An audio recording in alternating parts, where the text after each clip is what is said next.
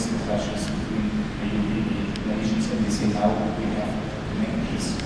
We start with 6 nations, European nations, to create Europe in a very limited area, coal and steel. And today there are 28 nations in Europe, and we've widened the area in the fields of cooperation, and it's a completely different Europe and more deeper Europe we've got today. So is there something we can learn from the founding fathers of Europe for today's Europe? I think yes. If you look at the creation of Europe on the 9th of May 1950, we realized that Europe was created out of a crisis. And this was at that time a crisis of coal and steel.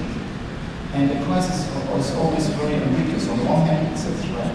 On the other hand, it's a big chance. Only in a crisis you are able to make real reforms or to change something substantial.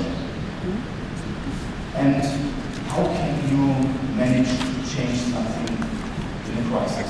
When there's a crisis, you've got only a short time, 2 or 3 weeks, where you can really change something.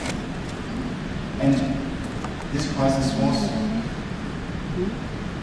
in this crisis, the founding fathers, they changed something because they had a vision. They were prepared to change something when this crisis of coal and steel came up. Jean Monnet, for example, he talked about the creation of a common market for coal and steel even in 1943. At that time he was fighting against the Germans beside the General de Gaulle in France.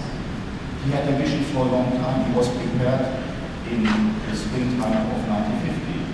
Konrad Adenauer talked about the creation of a common market between coal and steel even in 1925. He was prepared for 25 years. He was ready to act immediately when there was this possibility in springtime 1950. And Dr. Schumann always talked about reconciliation in France and Germany. So they all had a vision, and so they were able